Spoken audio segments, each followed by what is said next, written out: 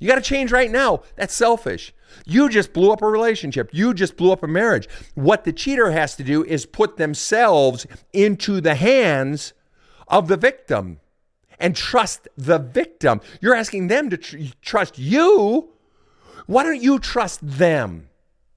Why don't you trust their timetable and say, I am here for as long as it takes?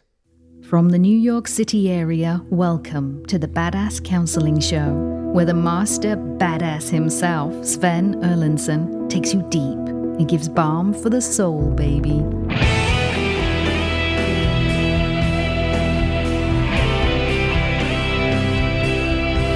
Welcome to the Badass Counseling Show. It's great to have you here. You have reached a lightning round episode where we exist to answer your questions. Put out 2 episodes a week. On Thursdays, the counseling episodes come out. Sundays, the lightning rounds come out. So we're here to rock and roll, hoochie coo. I am joined in staff, in studio, wherever you're joining us, whether it's from Ireland or from Queensland or across Canada, United States. Great to have you here. I'm joined in studio by my team, KC in the booth, and Rob the Rocket sitting next to me. Rob, what is the good word today, my man? Well, I know on this show we don't use psychological jargon. This is a soul counseling show. But I was reading this article the other day about attachment theory. And did you know that if you are anxious, let's just not say attachment style. Let's say if you are anxious in a relationship, but you are with a secure person, it makes you more secure. I'm just saying this for a friend of mine, not for me. Which one do you think he is, guys? All right. So it's just great to have you guys here. We are very much of the belief on this show that healing doesn't have to take a long time. Healing is not a lifetime journey. It doesn't have to be. It's a function of depth, not time. You can take as long as you want. There's no expectation. No one can put an expectation on you on when you should heal. Okay? How quickly you should trust again after cheating or whatever it is. Everybody goes at their own speed, but it is a function of depth. And if you are trying to heal yourself, there's always the challenge to push myself to go a little bit deeper, because that's where the roots of the problem are. So with all that in mind, we're going to go ahead and jump right in here. We're opening with Newfer. Newfer opens with a question on Instagram. For the record, we are live right now on Instagram, Facebook, TikTok, and YouTube. Newfer1 asked the question, I just received your book, Cheating Sucks. I haven't started it yet. I just found out a week ago that my husband has been cheating on me for at least a year. Wait for it, folks. He has turned it around on me already. And there we go. We are off and running. Yes, the first SOB is in the house. And I am not talking about you, Newfer. He's turning it around on you already. Folks, I'm going to make this abundantly fucking clear from the beginning. All right? Just hear me very, very simply. Your spouse can be an absolute dick. She can be the most ornery, surly bitch in the world. He can be just non-connecting emotionally. You don't want to touch him because he's such a, just a sourpuss, whatever. But as that happens, there's a bag of options, a basket of options that you can reach into and pick out your choices for how you are going to respond to how you are being treated and how this relationship is going. And I got news for you, sugar tits. There are millions of people around the world and millions and millions and millions in the history of humanity who have had bad marriages. You're not original. And so many of them who have had bad marriages or who presently living, breathing today, who have bad marriages, don't cheat.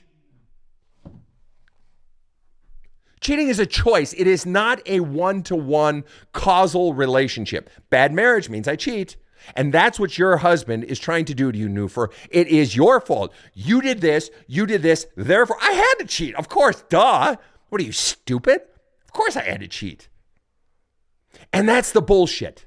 And this is what I talk about in my book, Cheating Sucks. It's the bullshit we buy into that someone convinces us that either A, I am at fault for you cheating, or B, the relationship is at fault for me cheating. The relationship's not at fault, because if you're saying the relationship is at fault, well, shit, I'm 50%. I, the victim, am 50% of this relationship. So whether I'm causing it or allowing it, I'm 50% of the problem, 50% of the reason. You cheated? Really? No.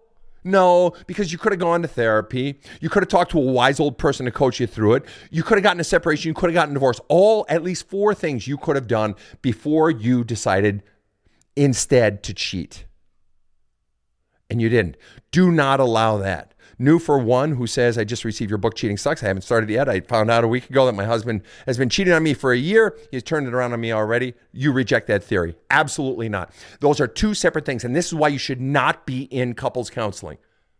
If there is cheating going on, it is my very strong belief that 2 people should be in individual counseling. Couples counseling can come later, but 2 people need to heal themselves independently, because there's no way in fucking heaven or hell that in a 50-minute session, 2 people can drill down, heal their own individual emotional and soul pain, and simultaneously work on the relationship. I do this shit for a living. I do this shit every day. There's no way you can cover that much ground at that much depth in 50 fucking minutes, even if your therapist is benevolent and give you 65 minutes. There's no way. It can't be done. You need 2 people individual in counseling. The person that needs counseling most is definitely, sure, the person who cheated, but the person who is the victim. Why? Because if you don't, you're going to start buying into horse shit, like buying into the notion that, oh shit, somehow I'm at fault because they cheated. No, you may be at fault for, in part, half, whatever, for causing a bad relationship, but that has nothing to do with the cheating. Those are 2 utterly independent. Remember that old saying, correlation does not mean causation. Just because 2 things happen at the same time doesn't mean they have a causal relationship, that one has caused the other. All right, next question. Here we go. Jaime A. or Jamie A., depending. I don't discriminate here on name spellings, though that's such a weird one to try to figure out.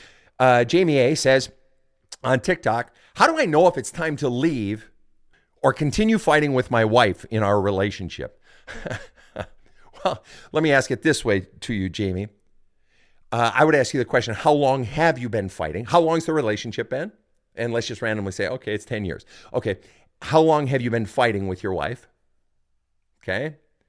And has the quality of the relationship for you increased or decreased over that 10 years?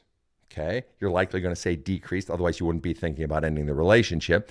And then, in your opinion, what % is the likelihood that that is going to get better? In other words, if you've had 12 years of ongoing fighting and it not getting better, it is reasonable to assume, absolutely, after 12 years, things ain't going to magically turn around. Okay? But if you've been fighting for the last year and a half since, your father died and you were really close to your father, that can be turned around.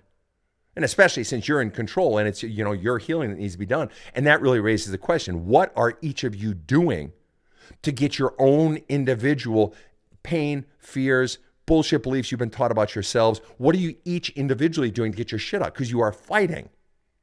That means 2 people are going at it. That means 2 people have issues. And so the question becomes, are you guys in therapy? Are you guys doing self-work even? Therapy doesn't have to be the answer. It's a good one, but it doesn't have to be. Are you doing self-work? What are you guys doing to actually solve the problem would be my follow-up question. Because if you're not working on you, you might as well get out now. I mean, it's not going to magically stop fighting. If you guys aren't creating solutions, shit doesn't get magically better. It gets progressively worse, absent deliberate effort. And is it 2 people making deliberate effort to solve, or is it 1 person making deliberate effort to solve and the other person is saying, no, you got to do more. No, you got to do better. No, that sucks. Well, yeah, good luck with that one. Pardon me while I eat shit for the rest of my life, right? Okay. Wendy Potter offers up the question, I'm thinking about an FWB situation, friends with benefits situation, and asks the question, can it be satisfied? Can it be satisfying? And now here's the juicy part, guys. And Wendy, you put it out there. Wendy says, can it be satisfying? She says, he's 39 and I'm 60. I'm coming off someone who I fell for and found out he lied. I want physical contact and don't want to feel for a while. Well, be honest with you. You are saying that he is 39 and I am 60. You're considering it because obviously the thought of that sounds pretty good. And obviously he's interested in you. Obviously this is in the ballpark, in the realm of possibility, as in you could make it happen. and I'm coming off as someone who I fell for and found out he lied. So clearly, can it be satisfying? Sure. It absolutely can be satisfying. A friends with benefits situation can be satisfying. Yes, there are people who have friends with benefits situations as long as the terms of the relationship are clear up front. And that is true of any sort of relationship, folks. You can have whatever the hell you want. A buddy of mine has a non-monogamous committed relationship. And the woman that he is in a non-monogamous committed relationship is choosing as well. She was looking for a non-monogamous committed relationship. Works for them. God bless them. I couldn't do it. All right. I'm a little old. I'm a little weird, whatever. Just not my thing.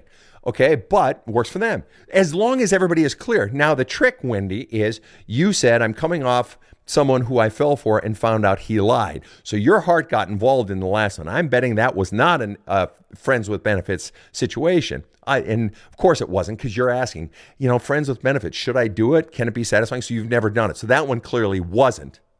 And you're just wanting some, you've got some skin hunger, it sounds like, and you're looking for just, some intimacy without any pressure. Here's the tricky part about that, Wendy. And anybody who's ever been, and I've had plenty of clients over the years who've had non-monogamous or polyamorous relationships, that sort of thing, it's a tricky little devil, especially the first time out of the gate. And you got to go in with that understanding that you may find yourself developing feelings for the person, or they may develop feelings for you. And where one person does and one person doesn't, or that can get a little funky.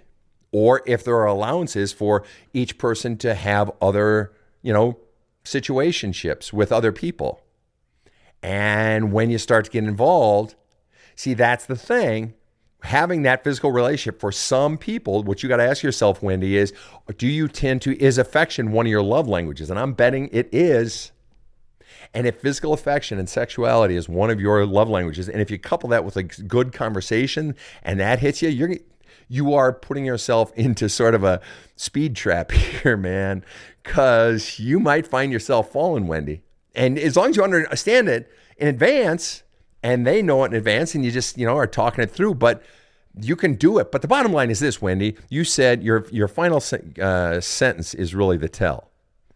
I fell for a guy, or I found out he lied. I want physical contact and don't want to feel for a while. You're going to feel a ton. The notion you don't want to feel, but what you're saying is, I don't want to feel all those feelings inside, those yucky feelings. Wendy, you can do that. But anybody who follows me and is Badass Counseling regular knows there's no way in hell that is a long-term solution, or that I would prescribe that, because you're going to have to get those feelings out at some point, Wendy. That's the long-term solution. Short-term, do whatever the fuck you want. Long-term, do whatever the fuck you want. I'm just saying a life solution, stuffing them down and just saying, I just want to feel good on the surface. I mean, you can grab a bottle of booze, you can grab a man and, a hot body and, somebody who's good conversation, nice to look at, go for it. There's no shame. I don't give a fuck. You're a grown-ass adult. All right? You're older than me, so hey, who am I to tell my older sister what she can do or can't do? My older sister would laugh at me, all right? It can be satisfying. Your feelings are likely going to get involved, Wendy. And so you need to be pouring out feelings, because guess what's going to happen? You already have feelings inside of you regarding the old one. Now you're going to have more feelings swell up regarding this one. And when the expectation was, hey, we're just friends, dude. So now there's going to be potentially more disappointment. And I'm not saying don't do it, but if you're not getting all the feelings out, you're just setting yourself up for even more inner pain, Wendy. But if you do start getting all those feelings out, hey, it could be a fun fucking ride, man. Go for it. Fuck it. You know what, Wendy, in all honesty, let's say we got 30 years left. Fuck it, man. There's that old saying, wasn't it Hunter Thompson, Rob, who said, I don't want to die with a healthy body and shit like that. I want to slide into home plate bloodied and bruised and scraped up and, and saying, hey, man, I fucking had a great ride. It's right? a concept. Yeah. So, if that's what you're feeling right now, fucking live. All right. Next question. I have got over here on Facebook, Michelle Luttrell says, I'm 55 and my dad still feels as if it's okay to yell at me. He's getting old and still drinking. How do I get him to respect my boundaries? Short answer, Michelle, is you don't. You have been conveying to him for 55 years that he doesn't have to have any boundaries. Actually, he taught you for probably the first 25 for sure that you don't get to have boundaries. And you've been confirming it for the last 30. That's the power of core beliefs. That's the power of parenting. That for those first 20, 30, 40 years, you didn't have a lot of power. But now you're recognizing, you say, he's getting old. How do I get him to respect my boundaries? You're saying, I don't like it, is what you're really saying. It hurts. Of course it hurts, Michelle. It's terrible. If you were in a marriage, would you allow someone to keep yelling at you and, just drink and yell at you? No, it would feel terrible. Hopefully you wouldn't. But for some reason you feel obligated with your father. You're not obligated. He's not going to respect your boundaries. This is old dog, new tricks thing, but it's even more than that. The bottom line is you're wanting something from him. And anytime we want something from someone, they have the power to make us miserable by withholding it. Your father has no interest in giving you boundaries. I am betting that you haven't in a long time, but maybe you have told your father, Dad, that hurts when you do that. Please don't do that. And I would strongly recommend you do exactly that. Just that simple. And you're like, oh, he would never. Exactly. That's my point. But I want you to do it anyway, or consider doing it. When he's sober, say, Dad, it really hurts when you yell at me. Don't do it when he's yelling. Do it when he's calm. Well, I don't want to stir him up. He'll get mad. Exactly. But you've got to, or maybe you've already done it. And if you've already made your feelings clear to your father, there's your answer. So you have a question. What you're really being confronted with is, do I choose to stay in a relationship where I'm getting yelled at, or do I choose to exit? Or do I choose to pull away and invest into this relationship? Because I am willing to bet, it's not even I'm willing to bet, you have a 55-year pattern of behavior being exhibited by your dad. Let me ask you this. If a guy, going over to Wendy Potter in the last question, she says, friends with benefits. What if she were in a relationship? If you or Wendy were best friends, and let's say you're talking and you tell Wendy, hey, Wendy, I've been with this guy and we've been together 9 months and he's just consistent. He's, as we say in the States, it's a different meaning down in Australia. I get told by the listener, but he's steady Eddie. He's just consistent and he loves on me and he's always there and he follows through on his word. Would you begin to think after 9 months that this guy likes me? Sure, right? And what if he still was that way a year and a half later? It's like you're driving to the store to get some limes for your gin and tonics and it's like, holy shit. I think he fucking loves me. He is just steady as a rock. And he talks out the problems. He calls me on my shit, but he also calls himself on shit. Would you believe that he loves you after a year and a half? Yeah, you would. So let's say it's 4 years later. 4 years later, and you discover, holy shit, he's still just Mr. Consistency. Would you believe that he loves you? And I'll bet your answer. And Wendy would say to you, hell yeah, he loves you. Exactly. So after a year and a half, after 4 years, you have a consistent pattern of behavior that causes you to believe he loves you. Well, you have a 55-year pattern of behavior that tells you very clearly what your father thinks of you, and yet you still don't want to believe it. 4-year pattern of behavior, and you'd believe that a man loves you. 55-year pattern of behavior that says a man disrespects you and doesn't fucking care about your feelings, but you still don't believe it. You're still wanting something from him. You're wanting confirmation of your worth. And as long as you want something from someone, they have the power to make you miserable by withholding it. And that is precisely what is going on here. To be very honest with you, if you haven't said, Father, it hurts and I need you to stop, and if he hasn't laughed at you for saying it yet or said, oh, blah, blah, blah, I'm blowing it off, which he's likely going to do, then basically your choice is, do I pull back from him or do I get out? Which means you also need to be journaling on all your feelings of guilt and sadness and so forth over that. We're going to take a quick break, come right back after this commercial. My wife pushed me to watch this guy's TikTok videos, so I finally caved in and holy crap, blew me away. I started watching more, and every time he opens his mouth, I get blown away in a whole new way. So I finally bought his book, There's a Hole in My Love Cup. To say I got an ass kicking is an understatement. Much needed. It was like having my own personal tough therapist who just gets it. So go do yourself a favor. Get There's a Hole in My Love Cup. It's powerful stuff. This show provides soul counseling intended to entertain and inform and is not medical advice.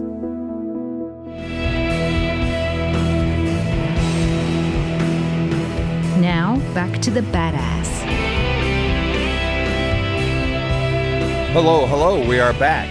And I have Salore over on Instagram asking the question, I'm sure I'm mispronouncing that name, saying, I am really feeling resentment for my bonus daughter who chose her stepfather to walk her down the aisle versus her dad, my husband. It gutted him. We supported her and regular visits. Yeah, it hurts. And you're feeling resentment. Let me ask you, and it's after the fact now, so talking about it won't have the same impact that it would have ahead of time, which would cast more of a pull over the wedding. And so, in a way, I applaud you for not saying it. I'm assuming you didn't say it, and if you did, so you did. Okay. But have you talked it out with her? Have you talked it out with her? Has he? It's really not your place.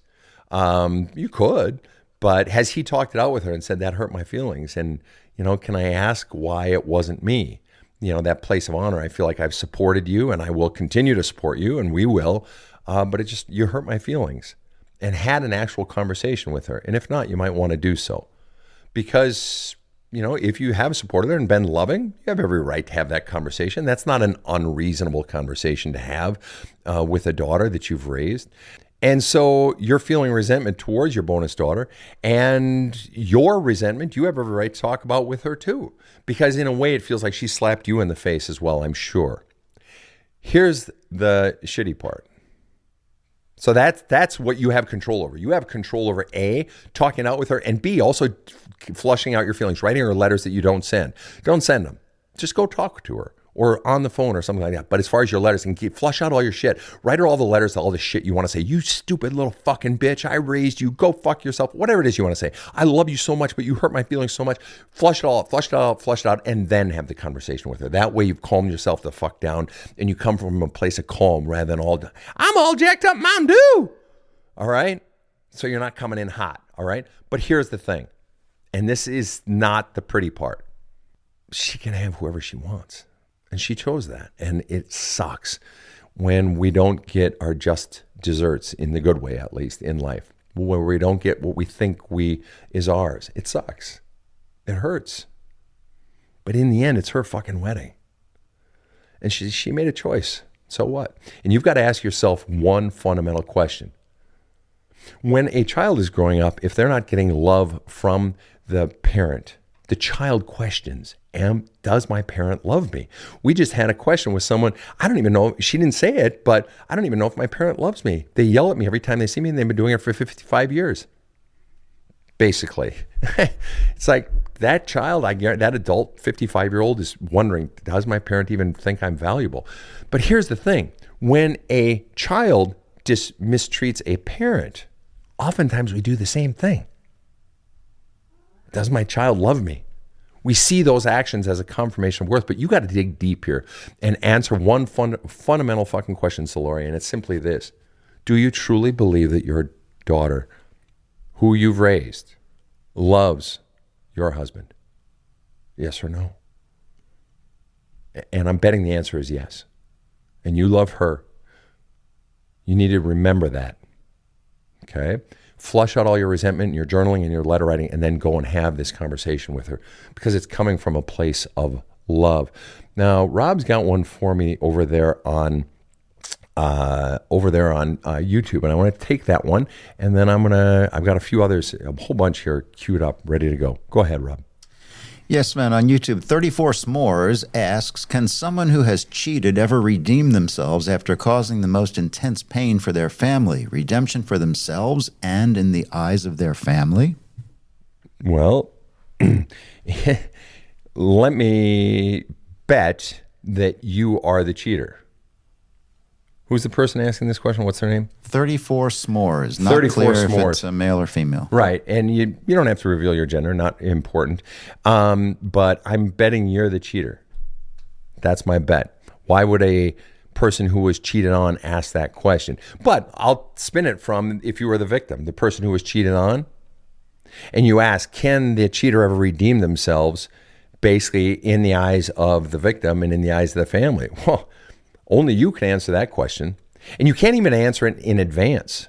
You won't know. You can't say, yes, you will at some point redeem yourself in my eyes. You don't know that. Do you know how trust is won? Trust is won through consistency. And somebody just cheated and they blew up all the consistency that had been won. And now it has to start from scratch. So they can promise all the shit in the world that they want to promise. And if you've been cheated on, you still want your partner back and you want to reconcile and we want our family back, you're going to believe promises, but you have nothing to base the trust on. Just the word of the very person who has just proven that they have no integrity. And so I don't know if the person has gotten back to us, but can the person ever win redemption back? That is in the eyes of the victim and the family. And what has to happen fundamentally in cheating, and I talk about this in my best-selling book. We just hit bestseller status this week, by the way, on Amazon. We hit top 10 bestseller.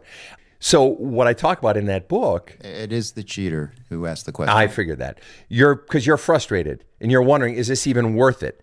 And I'm betting it's like you're hustling and you're trying to make so many changes and you're trying to do so many things. And it's like, is it ever going to get there? Is it ever going to get there? And I just made a couple of videos on this week. I don't know if we've posted them yet, though. And it's basically this.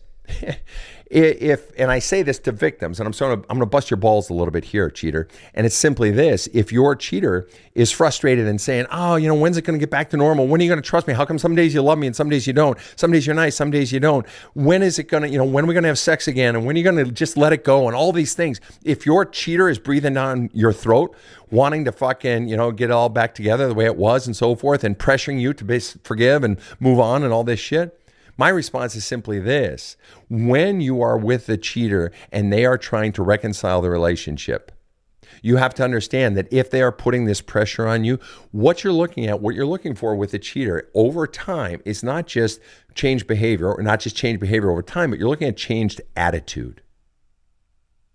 And here's the thing, that if they are pressuring you and saying, "Oh, it's not fast enough, and when is it going to happen?" They're basically engaging in the attitude of the exact same selfishness that drove the cheating in the first place. I want it on my timetable. Come on, eat it. You got to change. You got to change right now, Edith. Come on. That's an Archie Bunker line. You got to change right now. That's selfish. You just blew up a relationship. You just blew up a marriage. What the cheater has to do is put themselves into the hands of the victim and trust the victim. You're asking them to trust you. Why don't you trust them? Why don't you trust their timetable and say, "I am here for as long as it takes. I am changing me. I'm going down deep." And what I talk about in Cheating Sucks, it's not about changing your behaviors, really. It's changing the core beliefs that you were taught to believe about yourself, because that's what's really driving cheating. And saying, "I am here. I love you. I am here until you tell me you don't love me anymore." Now, that doesn't mean that person gets to abuse you. The victim doesn't get to abuse you. But you have to put yourself on their timetable, in their hands, because you put them in your hands every time you're over fucking that person or having the emotional affair, and you blew it all up. And now you have to let them lead. And if you can't, then it's ultimately selfish, which is precisely what drove the cheating, which means you haven't changed your attitude yet. You still want it your way. Okay, next question. I've got Christine on Facebook who says, "I've been separated/divorced for 3 years. I'm watching everyone else that went through the same thing as me at the same time, moving in with relationships and even marriage. I haven't been able to consider dating yet. What am I missing? How do I get there? It's noteworthy to say, I believe my ex was a covert narcissist and we were together for 28 years. Just for the record, on my show and in all my work, I don't speak of narcissists. I use the phrase extreme taker.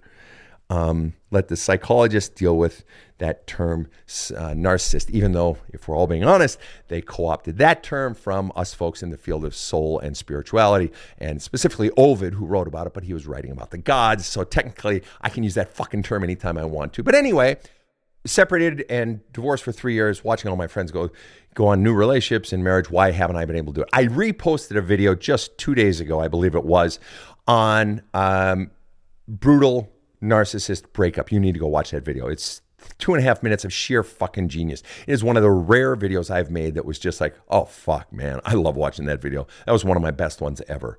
And I talk about exactly this. Everybody says, well, how can the narcissist rebound? They didn't rebound. The rebound implies something was down and it came back up. They were never down. And I would say about these people who are moving on into new relationships, nothing wrong with that. Some people move on too fast. Has that occurred to you, Christine? Some people never do the healing work. Some people never go down. You're down. I can't consider dating it. Yes, you're overwhelmed by your feelings still. You're still disoriented, probably still don't know fully who you are and can I trust, and probably still humiliated by all the shit the narcissist puts you through, which, by the way, is all the more reason you need to be reading There's a Hole in My Love Cup. But the bottom line is you are down. You are fucking depressed, and it's eating you up alive, and that's where you should be. Down in that healing, the very place that a lot of those people that look like they're doing just great didn't go, which means they didn't go inside and do the healing. They didn't go in and start pulling out all the pain and the fears and the BS beliefs they were taught about themselves. They didn't flush that stuff out. Some maybe did, but if I were to bet, some or most didn't, which means they're going into the relationship with all that shit still inside of them, but you're having the good horse sense to heal yourself. I hope you're doing the healing work, by the way, but that sounds like a pretty good goddamn formula long term. To take the time in the short term to have a better situation long term. I read about a company, I remember reading about a startup company, and I'm sure it's not the only one that has ever done it, but a startup company in Silicon Valley where they had developed whatever product, and they, in the very beginning, they took the three founders spent like the first 6 months and capital creating not just their business plan, but their whole structure of how they would operate as a company, their infrastructure and their communication structure and shit like that. They said, because if we're going to succeed long term, we have to have all of that, the inner workings in place.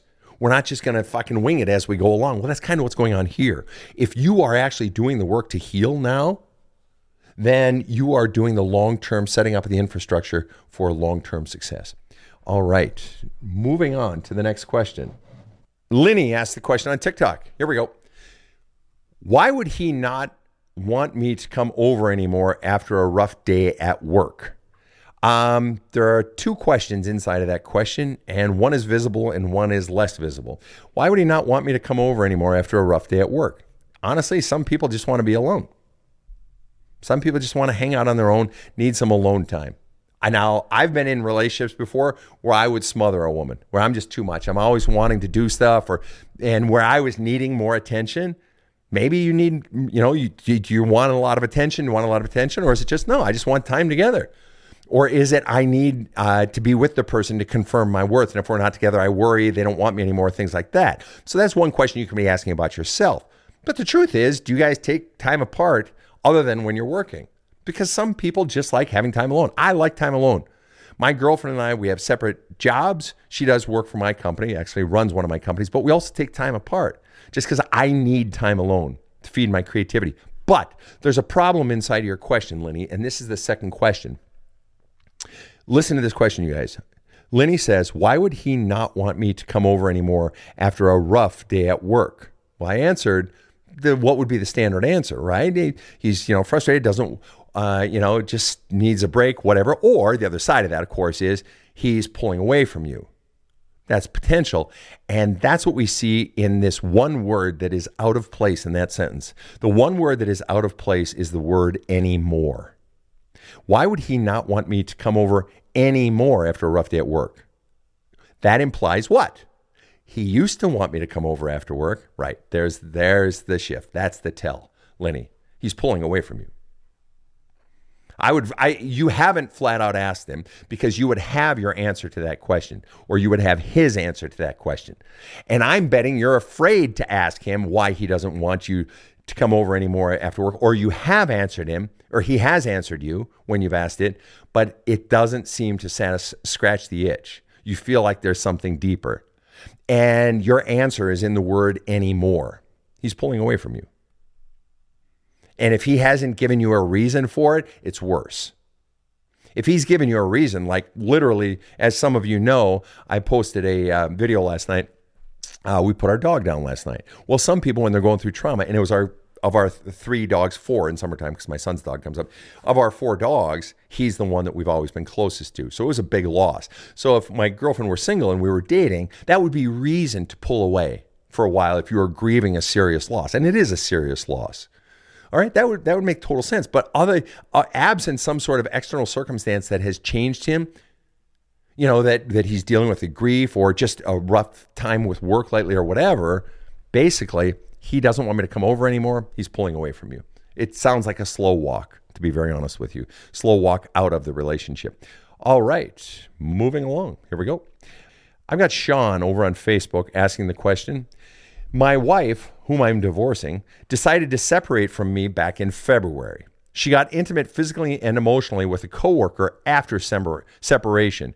Do you consider this cheating still? This is one of those funny little ones, right? Separation. Question, Sean, is did you guys have that in your social contract clause?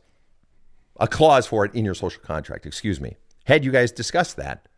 At any point in your relationship, was there ever any sort of understanding? Second of all, did you guys discuss that prior to the separation? Now, you say, my wife decided to separate from me back in February. She decided to separate. She got intimate physically and emotionally with a coworker after separation.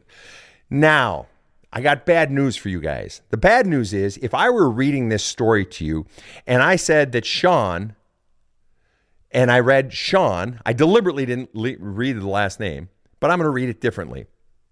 Sean, writing in from Facebook, says, my husband, whom I'm divorcing, decided to separate from me back in February. He got intimate physically and emotionally with a coworker after separation. Do you consider this cheating still? A whole lot of people would say, girlfriend, he already had the man lined up. That's why he separated. But our brain doesn't as quickly go there when we think Sean is a man and his wife. Because Sean posed it as, she separated, then she got intimately, physically, and emotionally with a coworker after separation. How do you know definitively, Sean, a male, how do you definitively know she got intimate, physically, and emotionally after a separation? That silence, folks, is the fact that Sean doesn't know. There's no way he could possibly know. That means he's taking her word for it. Now, if you've ever been cheated on, how likely are you to believe Sean's wife? Okay, but that's not the question Sean's asking. I'm just sowing seeds of doubt because if it's just that little timeline there is a little funky, right? But cheating in a separation, do I consider it cheating? You asked me, do I consider this cheating still? The point is, Sean, you do. You wouldn't be asking this question unless you do. It bothers you and you're hurt. You guys have already decided to divorce. You guys are already separated, but it still hurts that she's with someone else. That's the real fucking issue. It's not whether or not she's cheating. Do I consider it cheating? Yes, no.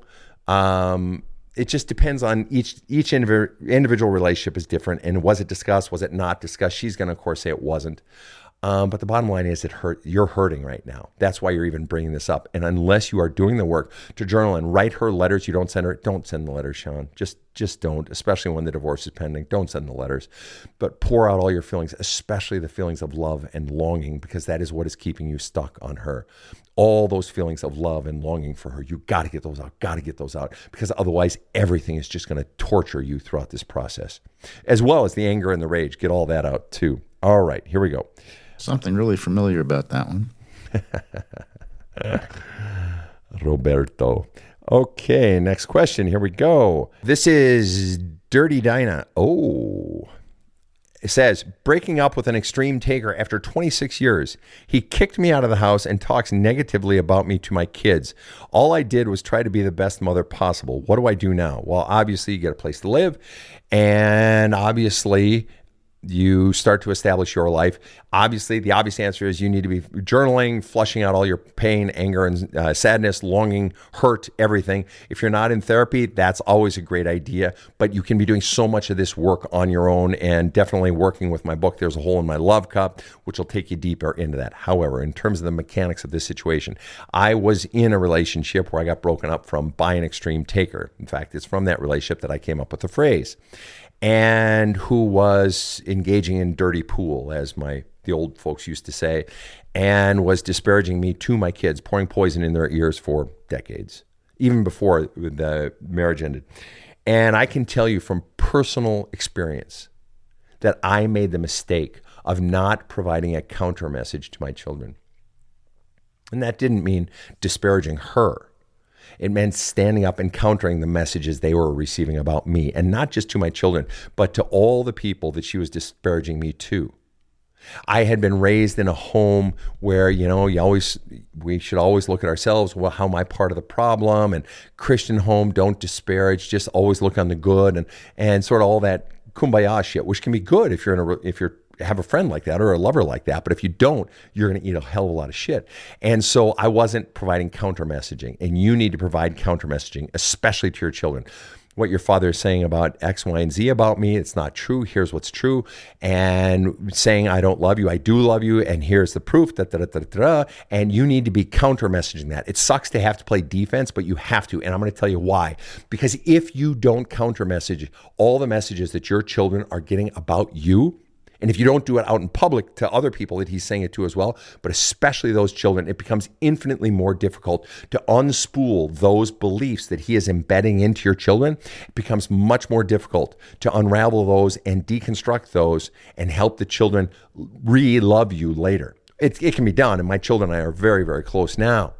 But the point is, it becomes much harder. They need that counter messaging now. In addition to, they need consistent love from you. But the single most important thing on top of that is you got to get out all your pain, all your fear, all your anger, all your love, all your bitterness, your humiliation. All of that has to come pouring out of you in your own self-work. All right. Rob's got a question over on YouTube. Go ahead, Rob. On YouTube, Cassie says, my husband drinks daily and it stirs up crud in me that's causing me to withdraw, put up walls, not want to be intimate. I've expressed this to him, but he dismisses me. Any suggestions? Yes, you have expressed the problem. You don't say how long this has been going on. You don't say how frequently you've told him, how many times you've told him. I'm willing to bet that you have expressed the desire or the desire to go to therapy, I hope. And if not, you can do that. What you are fundamentally doing is you are trying until you realize at some point you've got to realize he has no interest in fixing this problem. He has no interest in your fucking problems. He's already done it, but you may need more convincing. And the only way you're going to get more convincing is either keep living in the shit show or keep trying to fix it. But if you're not trying to fix it, you're just living in this sort of wishy-washy state of not taking any action because I'm afraid of his response. Because every time he says, I'm not going to fix it, I'm not the problem, I don't want to talk about it, he's confirming to you, you don't matter. I don't care. Fuck off. That's what he's saying. And it hurts. And every time he does that, every time he rejects you, every time he says, I don't want to talk about it, every time he says, I don't want to work on it, he is fundamentally, the underlying message is, fuck off. I don't care. I don't care about you. And so the question becomes, how long do you want to listen to someone in all these myriad different ways say, I don't care about you. I don't love you. That's not love. There's no definition of love, by the way, that treatment fits under. And if you're trying to connect and trying to talk things out and they don't want to, you're at this point, now the question you got to be asking myself is, why am I doing this? Who am I really? Is this consistent with my definition of love? And if it is not, then why am I staying when the other person has no interest in changing? Because the inclination, if you're an extreme giver, which oftentimes people who allow themselves to be treated this way are, the inclination is to try to do more to make them like you. And that is the absolute opposite of what you should be doing. You should be standing up for yourself, not kowtowing to them, because the more you kowtow to them, you're giving them more power. And with that more power, they're going to mistreat you more. All right. You got time for a few more questions here. Wendy asks the question, is it okay to pause from feeling? Hell yeah. Absolutely. I tell people that all the time with regard to your own self-work and fleshing out your own pain and so forth. You know, it's a process, and take your time doing it. Take your time. There's no rush. And sometimes we need to shut down. But in the end, what we're trying, if the goal is to be healed and to be our authentic self and to be healthy, we've got to dive back in. Is it okay to take a break from feeling? Absolutely. As long as we're not engaging in some sort of escape. To take a rest is one thing, but to engage in escape mechanisms such as booze or overworking or staying busy, over-parenting, gambling, cheating, those are escapes. Now we're not saying we're honestly engaged in the process and I just need a break. Now we're saying I need escapes. And those escapes very soon take an even bigger toll than the very pain we're running from. David Cray says, I just finished reading Cheating Sucks. Excellent, David. How was it? And did you do all the journaling exercises in it, my man? Did you? And what'd you take out of it? And feel free to go over to Amazon, by the way, and leave an honest review of the book. And because doing that means they refer it to more people whom it can help. All right. Good to see you, David. Always good to see you. Gloria Elvira asked the question, is a cheater always a cheater? No. No. People say once cheater, always cheater. No, it's not true. And I talk about this in my book. It is a choice, folks. It's not something written encoded into your DNA. It's a choice. As I said earlier in the show, plenty of people have bad marriages. They reach into the basket of options. They choose to go to counseling, choose to divorce or separate. They don't choose cheating. Some people say, no, they just always cheat. No, what they're fundamentally trying to do is fill a hole deep in their love cup that got implanted in childhood that they don't want to look at and they don't want to fucking touch. So are they always that way? They aren't that way if they actually go down deep to the root of the problem, which cheaters won't do. And it's not just cheaters, gamblers, boozers, any sort of distraction, addiction, that sort of thing. They won't do it until something breaks them, until the pain gets so bad from some extraordinary loss. And what you may think that loss will be for them will seldom be the loss. It's whatever. Some people it's financial, some people it's a parent, some people it's a child, whatever it is. All right, next question. All right. Go ahead, Rob. This is a little flowery, but see what you want to do with this. Yep. How to know, this is from CND Lena. How to know if someone is being avoidant and using spiritual bypassing to avoid accountability or experiencing spiritual grandiosity, or are they actually reflecting your own shadows? Good luck. What's the person's name? CND Lena. CND Lena. My response to that is twofold. One, I want you to send in that exact same question, put it in one sentence without all those big words. Assume you're talking to a fucking idiot. Serious. And I'm totally serious. I want to answer this question. Could I ask you to put it into one sentence in regular language as if you were talking to, me and my drunk buddies at a bar, but we genuinely care? Just put it in normal language if you would. Please. I seriously want to answer that question. But there's so much jargon in there that it gets a bit jumbled.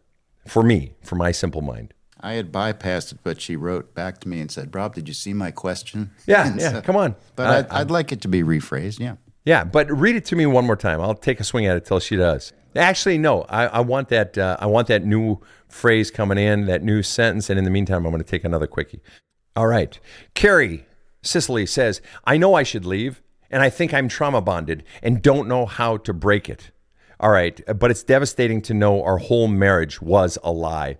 All right, the simple yet difficult path, Carrie, that doesn't have to take forever, but it is hard.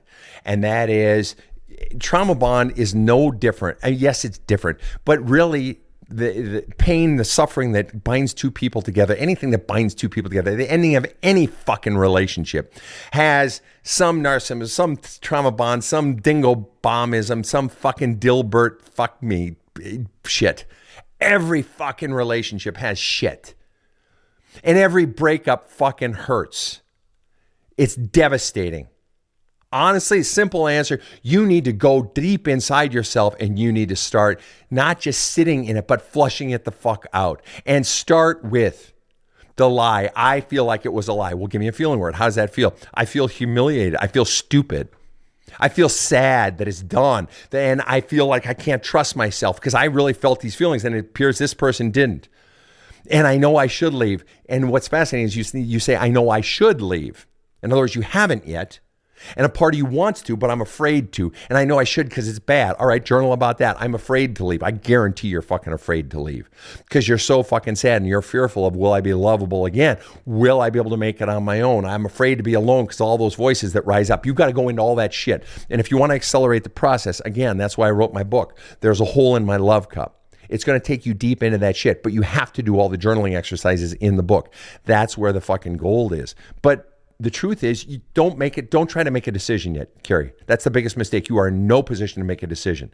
Go in, start flushing the shit out. And as you get more of the crud out, you're going to get clearer and clearer. Rob, did we get a clear up on that one? We did not. We had a follow-up from Cassie, whose husband drinks daily and asks if she works on her crud, will the charge become less? I guess that's a possibility. Yeah, no, of course the charge will become less. If you work on your crud, the charge will become less. Doesn't mean your husband will drink less. You can't solve your husband and his shit. And him drinking so much, he's running from his shit. That's his distraction. In chapter 3 of Love Cup, There's a Hole in My Love Cup, what do I talk about? You're running. You're running from your shit. He's running from his shit. And yes, you can stop running from your shit and face it and dive into it and heal that. But in the end, you can't heal him. And the more you heal you, the more you're going to see the whole equation more seriously and more clearly, and you're going to be able to decide what you want for you. And no clear up on that question on YouTube? No. Then I want you to read it to me again, and I'm gonna tackle this little beast here. Okay, hang on. Here we go, folks. You're gonna do it with me here, guys. We're gonna try to take on this question with a lot of jargon in it. Here we go. All right, here we go, Sven. Are you ready? I'm ready. Here we go.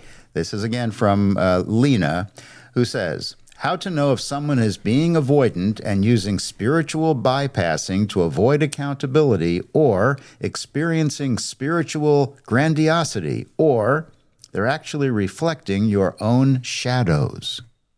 All right. No, okay, I get it. Spiritual bypassing jargon, spiritual grandiosity jargon, and reflecting your own shadows jargon.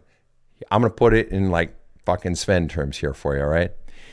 My dad used to have a saying. My dad was a Lutheran clergyman for 65 years, right? 4 of my uncles were Lutheran pastors as well. My mom taught it. She ran education at giant Lutheran churches and then taught at the graduate level at one of the largest Lutheran seminaries in the world, or the largest actually, and in the field of early childhood. But Dad had one of the best sayings back in the 70s, back in the days of holy rollers and Jesus freaks and stuff. And he used to, but it wasn't just outside the church, it's inside the church. And he had this phrase, and he wouldn't use it publicly, but at home he'd say, some people are so heavenly minded that they're no earthly good. I came of age in the 80s, all right, largely, grew up in the 70s, but came of age in the 80s, and it was very new agey and shit, but I was still impacted by the 70s and those guys. But then new age, it's like all the kumbaya fucking people, and not the Christian kumbayas, the new agey kumbayas. And now that's sort of morphed into the namaste yoga people. And I am so pro yoga. I'm a big fan of it. I don't do it because it's hard. I don't want to work that hard. No, seriously, it is. And, but some people who have this, it's good, man. It's wonderful. And I'm healed. And it's just so fucking phony. I want to punch you in the fucking face. I'm all for yoga. I swear to God, I'm all for Christianity. I am all for any religion. I am all for it. I really am. But there are times with some people that's just fucking phony, and they've got the spiritual right answer, the religious right answer, the yoga right answer, the fucking Jainism right answer for everything. Right? But that enables them to keep in their head. You don't feel them. It just feels phony. And that's what I hear you saying, Lena. She actually rephrased it exactly what you're saying. No shit. What'd she say? She said, how can you tell if someone is using spirituality to avoid responsibility and feel superior, or if they are showing you something in yourself that you need to face? Okay, Lena, and the way to answer this, that is you doubting yourself, Lena. That whole question is you doubting yourself. Maybe I should be listening to them. This is not just them using spirituality against you. This is you and some of your internal messages from your own childhood and your own spirituality saying, well, gosh, maybe I shouldn't trust my own voice. What I hear you saying is, they don't come off right, man. This just doesn't feel right.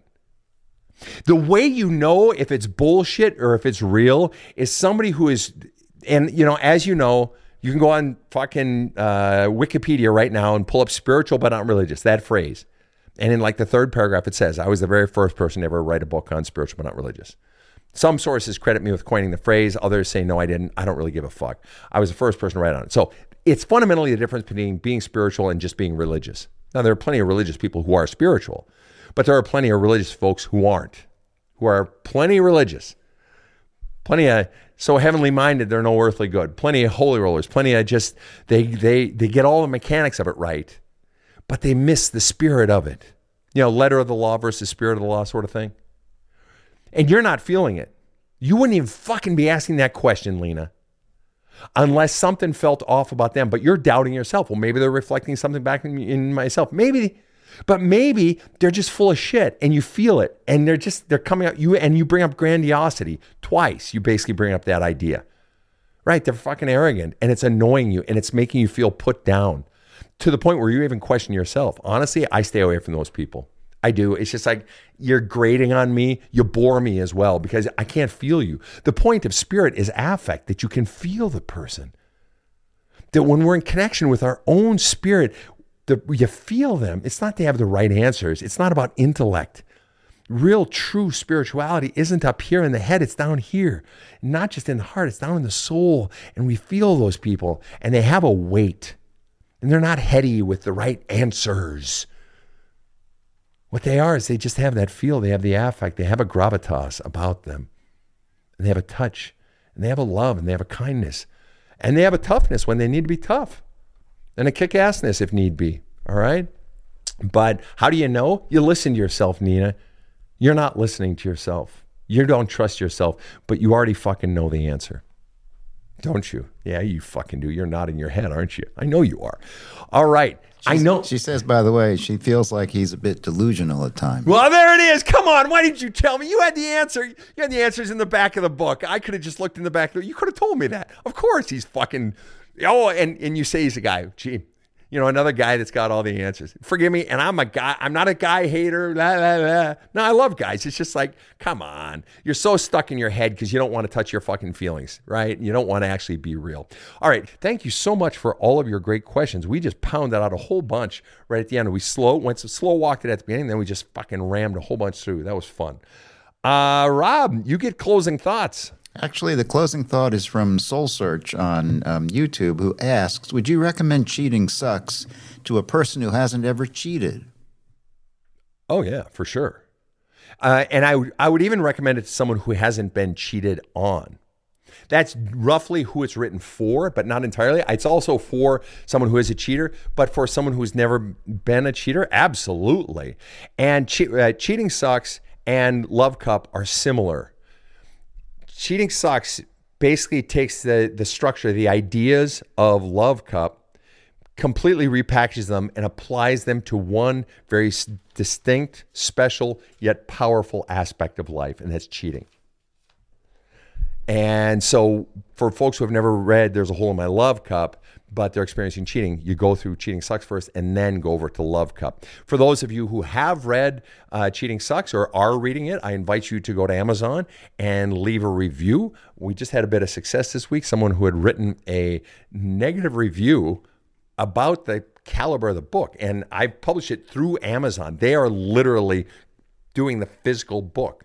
And somebody complained about that, and my team complained to Amazon and said, wait a minute, you guys are publishing the book and my score is coming down because of how you guys, some pages fell out of this person's book. How is that on me? Because the person liked the book. Anyway, if you're reading the book or have read the book, go over there and we'd love to get a review from you. Just be honest. Because then they refer to more people and other people can be helped by this book. And as I said, we just hit bestseller status this week. We're in the top 10 in the field of inner child, healing your inner child. So it's a great book, and I do recommend it very strongly. I'm a big fan, and we did sort of crowdsourced the song recommendations for each chapter. And on the entire Badass Counseling team, I had everybody come up with their favorite songs regarding cheating. And Rob, I know I included at least two of yours, Rob. The OG, man. Yeah, me and Mrs. Jones. Me and Mrs. Jones, classic. And then I took one other ones of yours. I think you recommended the Eagles. Lion Eyes. Lion Eyes, yeah. I think you had a third one in there. For those of you out there in streaming land, thank you so much for listening to the Badass Counseling Show. We love having you here, whether you are in Australia or New Zealand or over in the Scandinavian countries. Anywhere you are that you listen to us, thank you so much for tuning in. And to Sven in Ireland, it's great to have you with us. Take care, guys. Have a great night. And remember, healing doesn't have to take a long time. Have a kick-ass day. The Badass Counseling Show is strictly copyrighted. No copies may be made without the express written consent of the Badass Counseling Show, LLC. The Badass Counseling Show is produced by Karen Camparelli and Robert H. Friedman. Executive producer Sven Erlandson. Original music by two-time Emmy Award-winning composer Trevor Morris. Have a kick-ass day.